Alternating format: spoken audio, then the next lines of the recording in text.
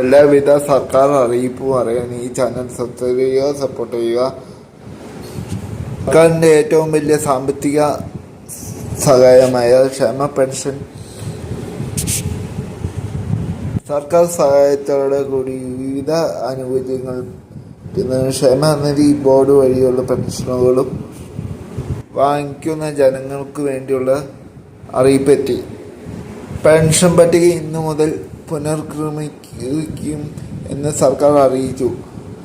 അർഹതയില്ലാതെ pension വാങ്ങുന്ന എല്ലാവരും pension പട്ടികയിൽ നിന്ന് പുറത്താകും. പുതിയ പട്ടിക ഉടൻ പുറത്തുവിടും എന്ന് സർക്കാർ പറഞ്ഞു.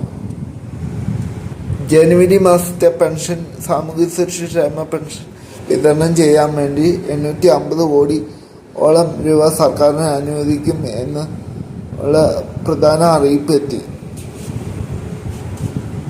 കർശന പരിശോധനയ്ക്ക് പിന്നാലെയാണ് ധനവകുപ്പിന്റെ അറിയിപ്പ് എത്തിയത്. ഫെബ്രുവരി 7 സംസ്ഥാന ബജറ്റ് അവതരിപ്പിക്കാനിരിക്കെ ധനകാര്യമന്ത്രി സുരക്ഷ പെൻഷൻ വാങ്ങുന്ന ആളുകൾക്ക് ഒരു ഗഡുവും നിലവിൽ സർക്കാർ ഉദ്യോഗസ്ഥർക്കുള്ള പെൻഷൻ 4ാമത്തെ ഗഡു വിതരണം ആരംഭിക്കാനാണ് നിലവിൽ സർക്കാർ തീരുമാനിച്ചിരിക്കുന്നത്.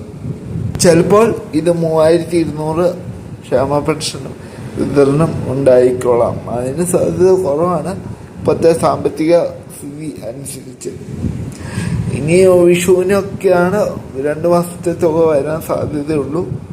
അതോടൊപ്പം തന്നെ 4 മാസത്തെ കുടിശ്ശികയായിരുന്ന സാമൂഹ്യ സുരക്ഷാ ക്ഷേമ പെൻഷൻ 6400 രൂപയിൽ ഒരു ഗഡു വിതരണം ചെയ്തേക്കും എന്നൊരു സൂചനയുണ്ട്. അവസാന കുടിശ്ശിക തുക വിതരണം ചെയ്ത ഓണത്തിനാണ്. ജനുവരി മാസം 2025 തനത് മാസത്തെ തുകയ്ക്കൊപ്പം 1 മാസത്തെ കുടിശ്ശിക തുകയും വിതരണം ചെയ്യാനാണ് ഇപ്പോൾ സർക്കാർ ആലോചിക്കുന്നത്. പെൻഷൻ പട്ടിക പുനർക്രമീകരിക്കാതെ വീണ്ടും പെൻഷൻ നടത്തിയാൽ അർഹതയില്ലാത്തവർ പെൻഷൻ വാങ്ങുന്ന നടപടി വീണ്ടും ഉണ്ടാകും എന്നാണ് സർക്കാർ നിന്നുള്ള അറിയിപ്പ്. സേവന സൈറ്റിലെ ആധാർ നമ്പറും ആധാർ കാർഡിലെ നമ്പറും ഒരുപോലെ വന്നതിന് തട്ടിപ്പ് പുറത്തു വന്നിരുന്നു. 31 പേരാണ് അർഹതയില്ലാതെ പെൻഷൻ വാങ്ങിക്കൊണ്ടിരുന്നത് സർക്കാർ കണ്ടെത്തി. പരാതി നിലനിൽക്കെ അർഹതയില്ലാത്തവരെ കണ്ടെത്താനായിട്ട് ധനവകുപ്പ് തീരുമാനിച്ചു. പുതിയ പട്ടിക ഉടൻ പുറത്തു വരും. ഈ ചാനൽ സബ്സ്ക്രൈബ് ചെയ്യുക. ഇതുപോലത്തെ പെൻഷൻ ന്യൂസുകൾക്കായി കാത്തിരിക്കുക. ഞാനിടുന്ന ഒരു വീഡിയോ നിങ്ങളെ തേടിയെത്താൻ ബെല്ലൈക്കൻ എനേബിൾ ചെയ്യുക. നിങ്ങളുടെ അഭിപ്രായങ്ങളും നിർദ്ദേശങ്ങളും കമൻറ്റ് ചെയ്യുക.